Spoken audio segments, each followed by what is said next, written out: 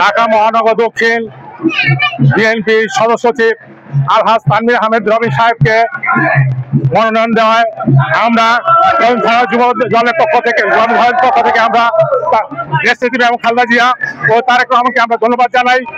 আর আমরা বলতে চাই, কদমতলী থানা যেভাবে যখন নির্বাচন আসবে তখন আমরা স্বতঃস্ফূর্তভাবে ধানের শীষে ভোট দিয়ে আমরা তানভীর আহমেদ রবি সাহেবকে সর্বোচ্চ বিপুল ভোটে আমরা ঢাকা 4 থেকে নির্বাচিত করব ইনশাআল্লাহ। আপনারা দেখতে পাচ্ছেন ধানের জোয়ার সৃষ্টি হয়েছে। এদেশের অধিকাংশ মানুষই ধানের শীষের পক্ষে আছে। বিশেষ করে আমাদের ঢাকা 4 আসনের মানুষের গণজোয়ারের সৃষ্টি হয়েছে।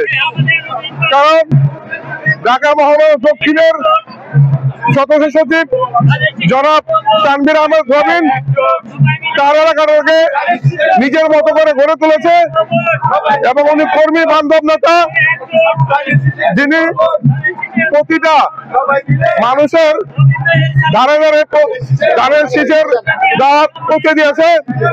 আশা করি আগামীতে আমরা জাতীয় সংসদে নির্বাচনে নির্বাচিত হয়ে ঢাকা 4 আসনের যতগুলো সম্পূর্ণ কাজ আছে আমরা তার মাধ্যমে শেষ করতে পারবো ইনশাল্লাহ। অনেক আনন্দিত আমরা। দীর্ঘ 17 বছর পরে একটি উৎসব আমেজ পরিবেশ তৈরি হচ্ছে ভোটে। বিগত দিনে আপনারা দেখেছেন এই বাংলাদেশে সাধারণ জনগণ তাদের ভোট অধিকার কেড়ে নিয়েছিল আজকে স্বৈরাচার হাসিনা। আজকে শেখ হাসিনা পালিয়ে যাওয়ার পর থেকে মানুষের মনের ভিতরে একটি উৎসব মুখর পরিবেশ তৈরি হয়েছে।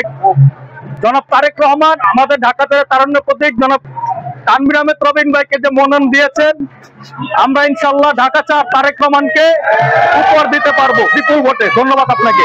দর্শক দেখতে পাচ্ছেন কদমতলী থানা যুব দলের নেতৃত্বে আজকের এই আনন্দ র্যালি বের করেছেন কদমতলী থানা যুব দলের আহ্বায়ক জনাব আলমগীর হোসেন এবং সদস্য সচিব জনাব জাহাঙ্গীর আলম টুটুল, তাদের নেতৃত্বে 18 নং ওয়ার্ড বিএনপির মুক্তার হোসেন সহ অন্যান্য নেতৃবৃন্দদেরকে আপনারা দেখতে পাচ্ছেন।